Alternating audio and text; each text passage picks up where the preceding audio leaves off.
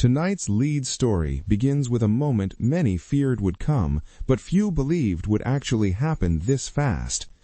Not through a slow rollout, not through years of debate, not buried in technical paperwork, but through a single press conference, one announcement, one decision, and consequences that could reach more than 50 million licensed drivers across the United States. For months, transportation officials hinted, advocacy groups worried, seniors dismissed it as speculation, a rumor that would never survive public scrutiny.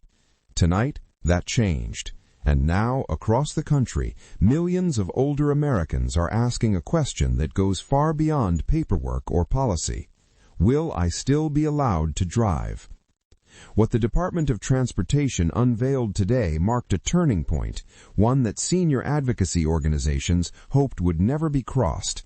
And once that line was crossed, the response was immediate, not cautious, not measured, but furious. Before we get to that reaction, you need to understand exactly how this moment came together, why it matters, and what it could mean for you or for someone you love. For nearly a year and a half, those who closely monitor transportation policy noticed subtle shifts. No formal proposals, no public announcements, just signals. Quiet meetings, unusual consultations with medical associations, internal surveys focused on senior driving safety, and then silence. Earlier, modest policy ideas quietly disappeared from discussion. Mild reforms were withdrawn without explanation. Legislative calendars emptied. Conversations stopped. And in Washington, silence is rarely a sign of hesitation. It's a warning. Advocacy groups like AARP had been tracking these developments since early 2024. They heard the rumors of a sweeping overhaul to senior driving regulations, but without documents or draft language, there was nothing to challenge. All they could do was prepare. That preparation ended early this morning. At dawn, the Department of Transportation released what it called a comprehensive framework for senior driver safety assessment. In reality, it represented the most aggressive federal involvement in senior licensing standards in more than 4 decades. Not a recommendation, not a pilot program, but a nationwide shift in how aging drivers are evaluated. Observers immediately recognized the significance. The federal government does not intervene at this level unless it is signaling something fundamental, a redefinition of senior mobility, a response to alarming safety data, or a structural overhaul of licensing itself, possibly all three. And when Washington moves this decisively, without years of public debate, every American over the age of 65 feels it instantly. Here is what the new framework outlines, with implementation scheduled to begin in February. Second, shorter renewal cycles. Drivers aged 65 to 74 will now renew their licenses every 4 years. Drivers 75 and older will be required to renew every 2 years. Third, mandatory road tests for drivers over 70 who have been involved in any at-fault accident, regardless of severity.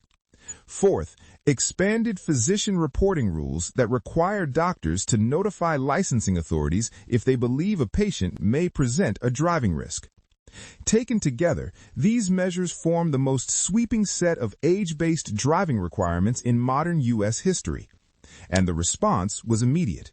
The statement released by AARP tonight was unlike anything typically issued by the organization. It was not procedural, it was not symbolic, it was urgent and confrontational. Spokespeople described the policy as discriminatory, excessive, and disconnected. They argued it unfairly targets age rather than behavior and places independence at risk for millions who rely on driving to survive daily life. But this was not just rhetoric. Within 3 hours of the announcement, AARP activated its legal team to prepare a constitutional challenge to the age-based testing provisions. These were not routine objections. These were the kind of legal strategies reserved for cases expected to reach the highest courts in the country. Simultaneously, senior advocacy organizations across all 50 states began mobilizing. Phone banks were launched, email campaigns rolled out, protest schedules were drafted.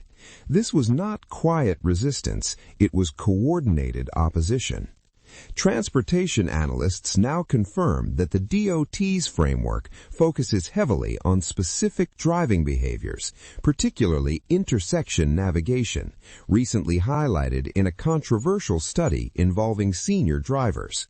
By acting swiftly, federal regulators moved before advocacy groups could organize a preemptive challenge.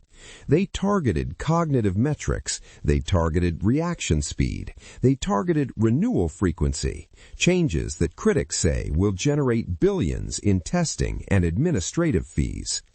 Every element was measurable, quantifiable, enforceable.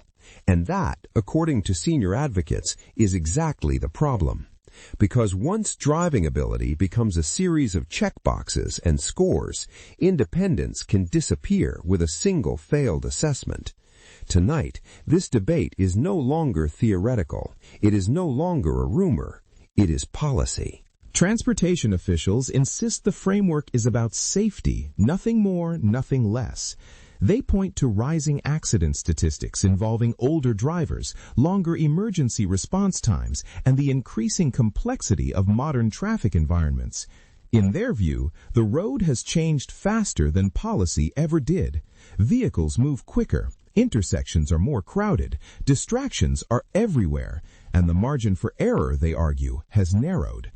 But critics say that explanation only tells half the story. What concerns senior advocates most is not the existence of safety standards. It's who gets targeted and how quickly the rules were imposed.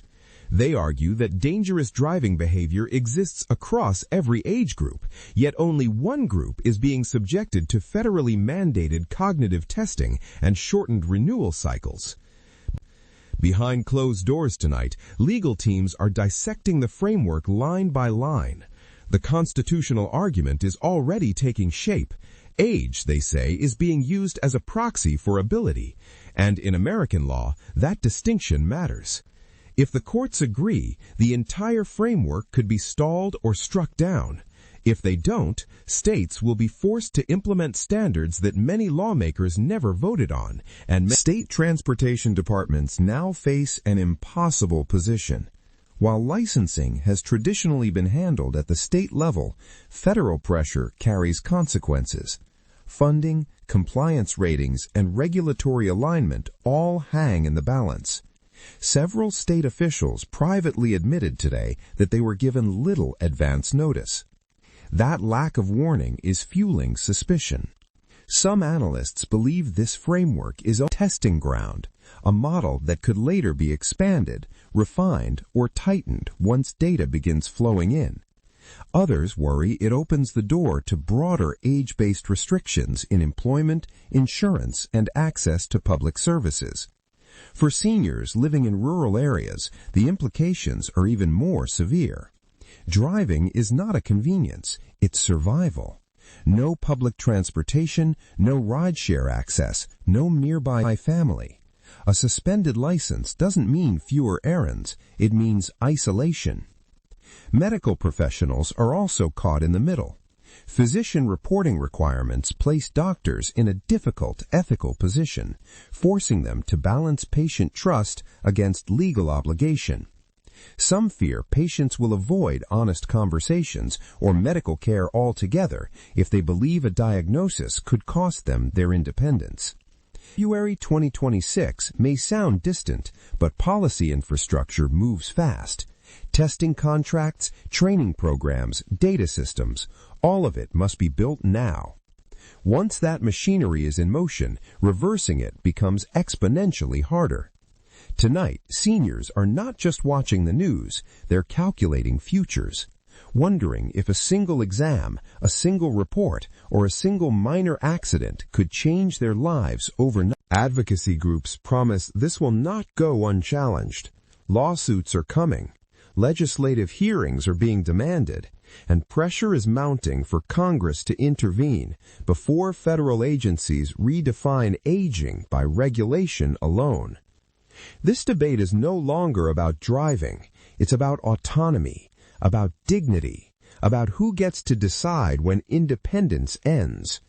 Several lawmakers on both sides of the aisle are now facing pressure from constituents who feel blindsided. Offices in Washington and state capitals report a surge of calls from seniors and their families demanding answers. Some legislators are calling for emergency oversight hearings. Others are asking a more uncomfortable question: who authorized this much power to be exercised this fast? Because buried beneath the language of safety and assessment is a deeper issue: authority. For decades, driving policy has been shaped locally, reflecting the realities of different states, different populations, and different infrastructure. What critics see now is a federal framework that doesn't just guide states, but effectively forces their hand. States that resist risk losing federal transportation funding. States that comply inherit the backlash. And that tension is growing. Civil rights attorneys are also watching closely. Age, unlike behavior, is a protected characteristic under multiple federal statutes.